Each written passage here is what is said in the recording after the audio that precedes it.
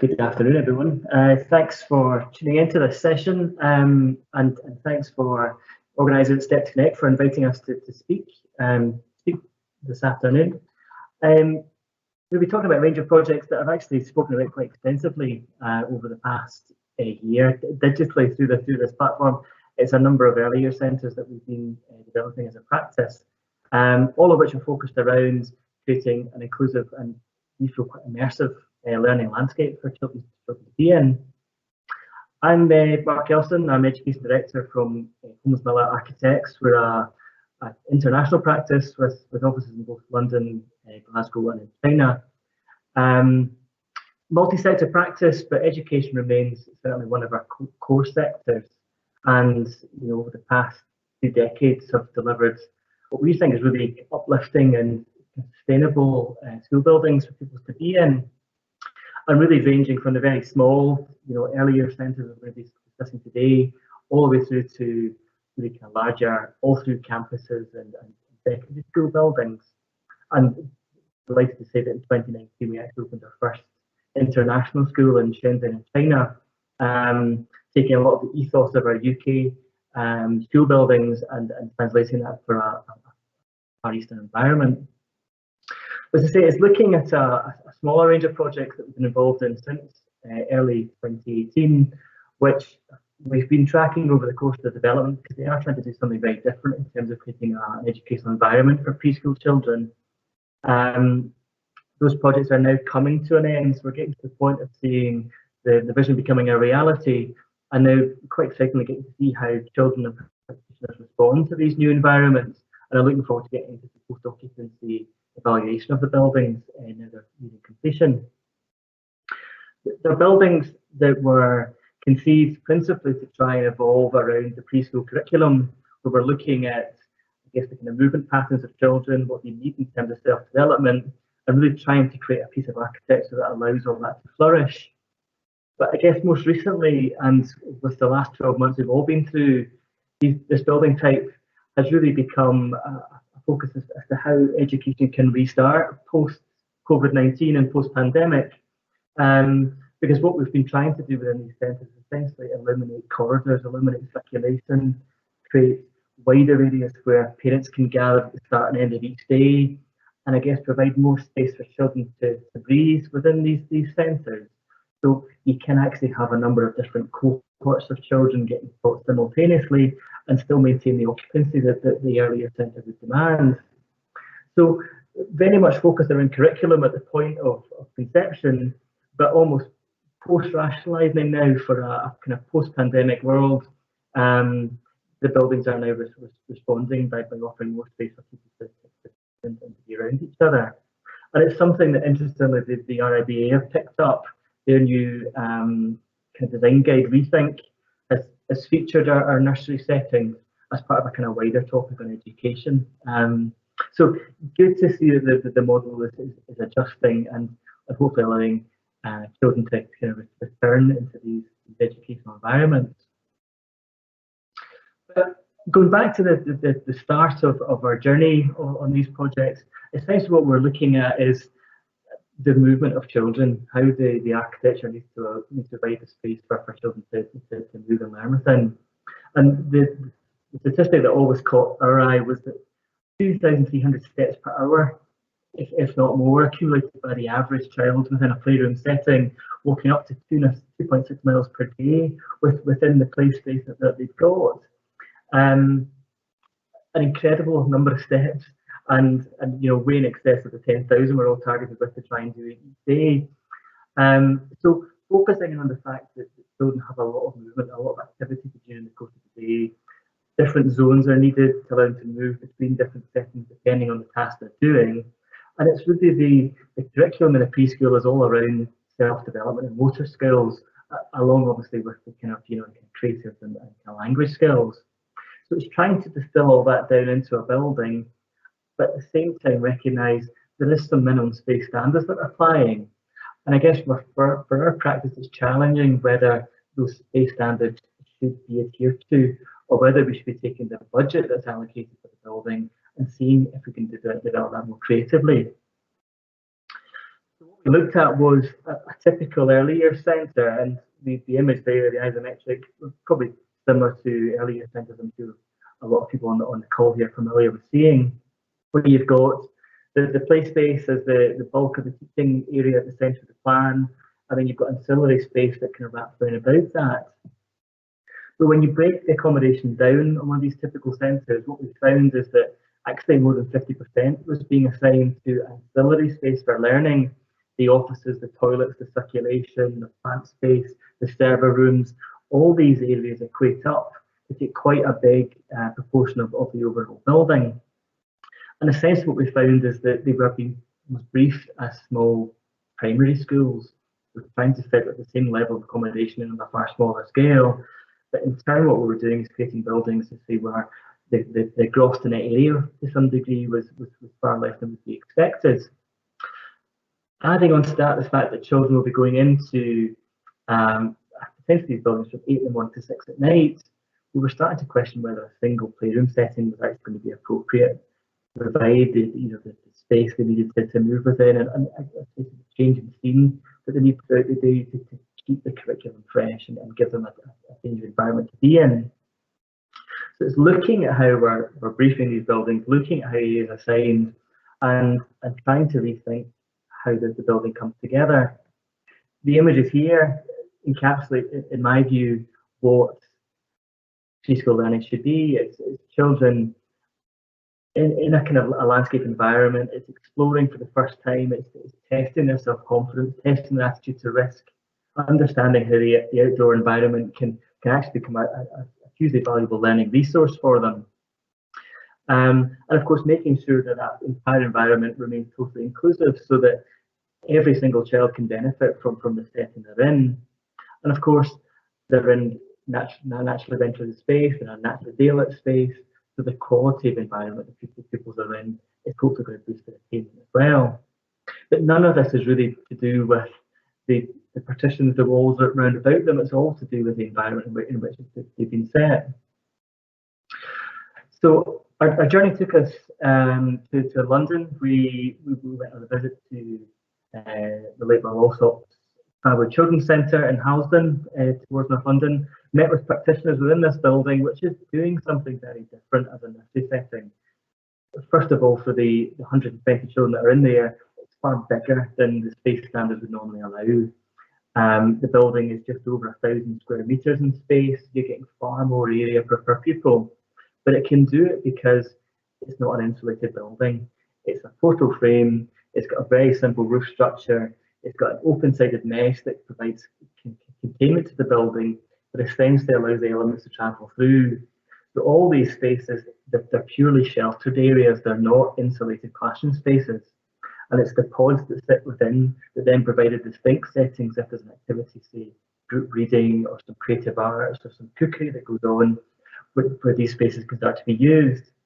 So essentially what we're doing is creating a building that actually allows a lot more freedom of movement because you've got far more space under cover to do so. And you're acknowledging the fact that when children are actually running around these centres, they build up their own heat and energy within them. So the need to have space heating generally doesn't need to apply. So we took this as a model and certainly tried to tap into some of the key space within these buildings, how the space was zoned, and I guess the sense of adventure that it offered, the ability for children to look from heights, to understand kind of greater volumes, to kind of look down on their peers. It just leads to a kind of greater understanding and a greater self-confidence and attitude towards risk play. So we came up with essentially a new model based on Family Children's Centre, where essentially we would have a similar arrangement, some timber pods that provided a small amount of ancillary accommodation at point of arrival, that had open plan learning spaces for the day-to-day running of the nursery, with a small kitchen space where we can provide lunch and meals at the start and end of each day. And those pods then broke out into a kind of immersive educational courtyard, where again you're undercover because you've got this portal frame that's going to land on top of the building, but you're allowing the elements to come through. The sun will hit the facade, so shadows will change, the rain will drum off the roof, so you will get a change in acoustic across the building. But all of this we think is part of the kind of learning journey that these centres need to offer. But what it allows is essentially the children to explore both in a heated indoor space, sheltered covered courtyards, make use of a rooftop space above the top of these pods, then extend out into a kind of wider landscape setting. But essentially the whole building is being used for education. What it translates to is essentially 84% of the building being allocated towards teaching. So all the gross area has been removed. There is no corridors, there is no foyer space, there's no reception room. So all that gross space has been harnessed and pushed back into the viable teaching area. I mentioned the COVID-19 element at the start of the presentation. That's particularly true here. The small space at the entrance to the building, which normally would be a reception foyer, is now just a bit of open floor plate. The portal frame still wraps across the top, so people are still sheltered, but they're in there with their jackets on whilst they wait for the children to come out. And it's about 5 times bigger than a normal reception could be allowed for. So the chance for parents to be socially distanced while they wait for their pupils to the light at the end of the day can certainly kind of come to the fore. So the ethos around the building was that it's harnessing amenity as best we can, and making sure that we've got a building that, as the topic today is, it remains fully inclusive. What we wanted was the ability for every space to be used regardless of mobility. So rather than provide upper floor spaces where you've got to put in things like lifts or hoists or similar type of equipment, what we've actually got is a building, because it's that bit bigger, that affords the ability to have ramps and slides and open plan spaces that can be used by all. In terms of how the building works, we've really got a kind of series of link spaces from the point of arrival. You enter through into the courtyard. All the play spaces then stem off this courtyard space with small service pods interspersed between for things like toilets and baby changers and the like. Each of the play spaces through sliding doors opens on to the covered courtyard space. Pupils can be out there with clear line of sight from nursery staff and practitioners out to the courtyard to see what everyone's doing. And that in turn, through large kind of timber sliding gates, allows the play space to extend outwards into a really interesting outdoor landscape that's been used for further learning. The building design then kind of evolved to this. This is a snapshot from our construction model. You can see in yellow the kind of entrance plaza I was talking about, where pupils and parents will gather at the start of the day before they move into the bigger space.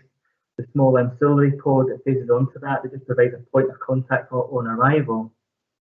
The courtyards, equating to about 300 square metres of space in the centre of the plan, is fully covered so pupils can be out there all day. And things like the cloak areas and things where usually end up congested and compacted within buildings have suddenly got a huge amount of room to breathe. Areas for jackets, areas for bags, areas for pupils to get changed without having to congregate and queue outside of doors.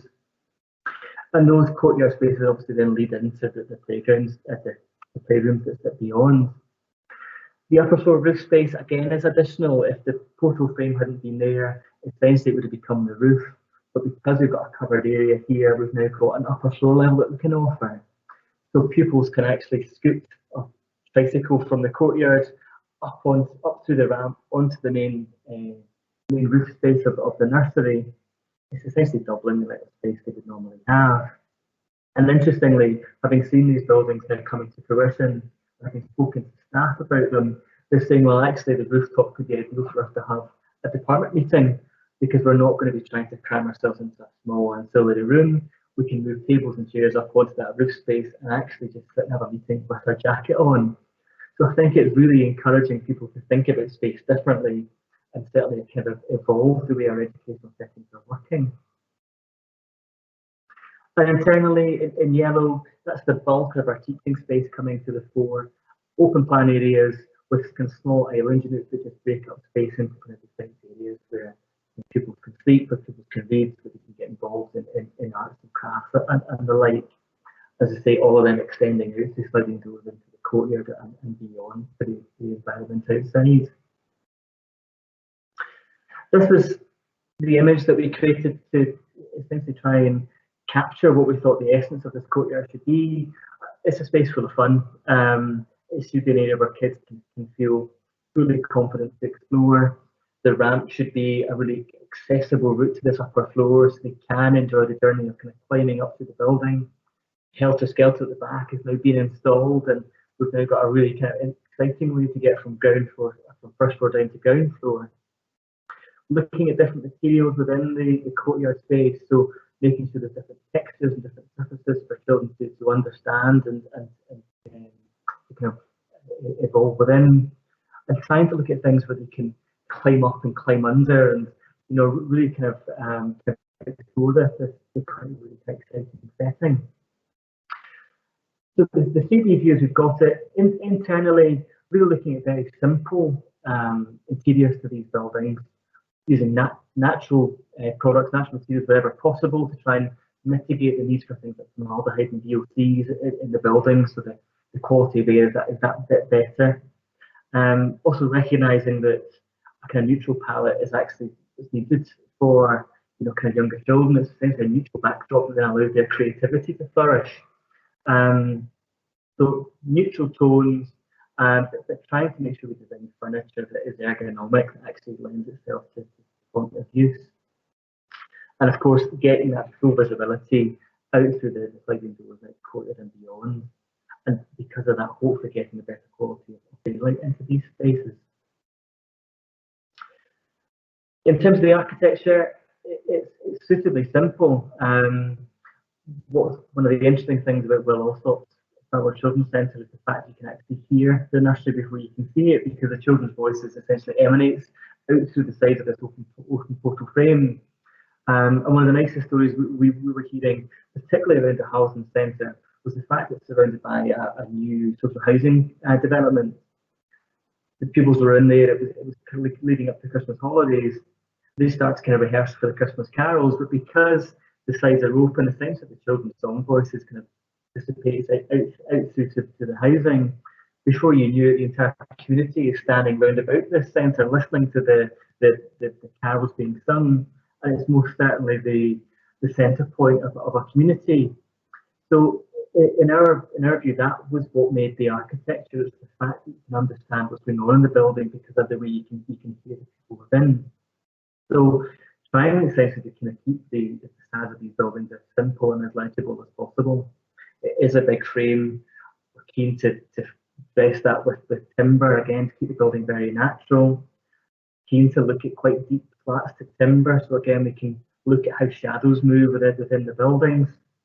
Recognising that children will probably take a pole or a stick along the facade, understand that when you rattle it across the building it makes a noise, and again you're trying to use that as a kind of learning tool. So as I say, developing a building model that remains very simple and does allow some of the activity and some of the animation to flood out into the communities in which these buildings will sit. I would now go to the point of delivering 3 of these centres. The first is due to open just next week, and a further 2 before the Easter holidays. The vision, we feel, is really becoming a reality. Perhaps the most exciting buildings that I've been involved in delivering. You're getting a real feel for how the courtyard spaces are kind of coming together.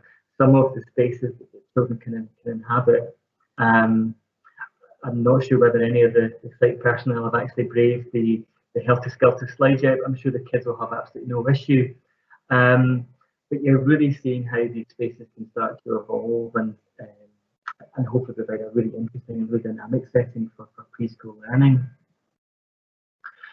So that's where we've got to. As I say, the last image here, the child with the muddy hands, that's preschool education in my eyes. It's children coming back completely exhausted, completely caked in mud, have been completely immersed in the curriculum and the experience of being in these centres.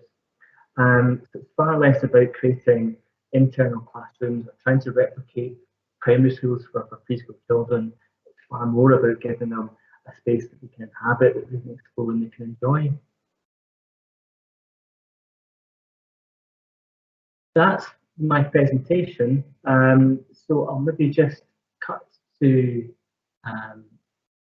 session here and see if there's any Q&A that's arrived. Any questions?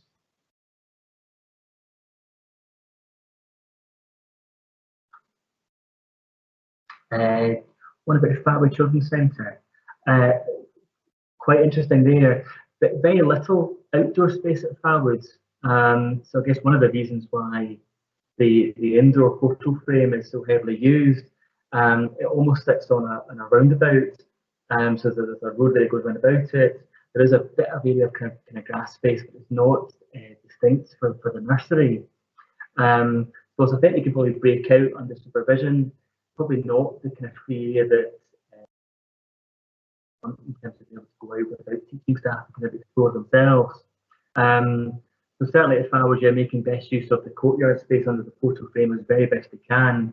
But certainly in terms of breaking out to the outdoors, certainly the local project clients we're working with, they're very keen to offer both this sort of blended model between inside and indoor space, covered courtyard spaces, and then completely free outdoor learning spaces. And really trying to get to the point where I guess you can kind of make the landscape as creative as possible. We're looking at trying to avoid things like taking spoil off the site during the course of building these new centres. Actually using that material to create mounds, to create slopes, to get a very kind of 3D dynamic kind of landscape for people to explore.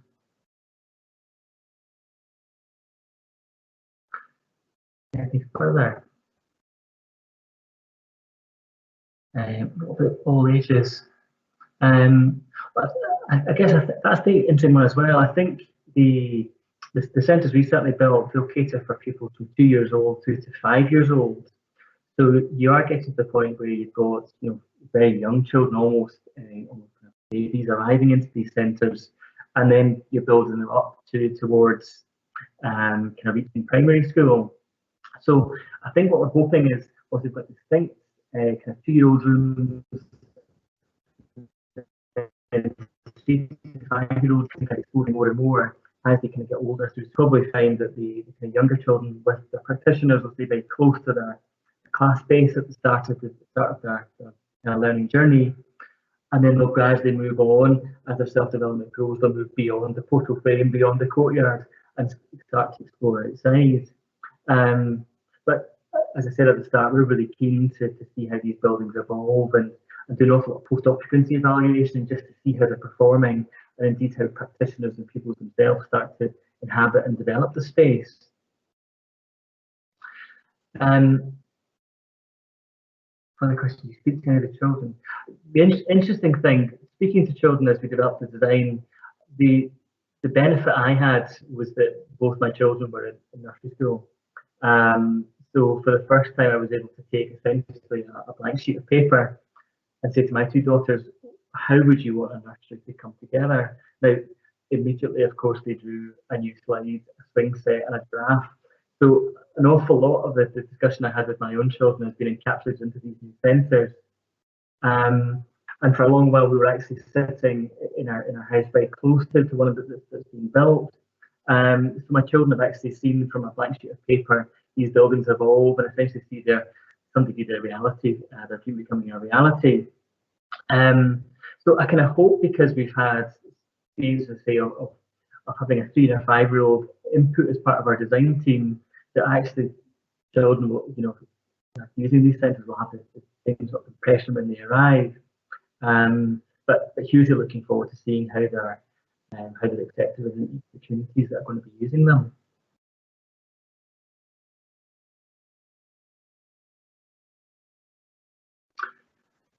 Okay, if there's any further questions, please let me know.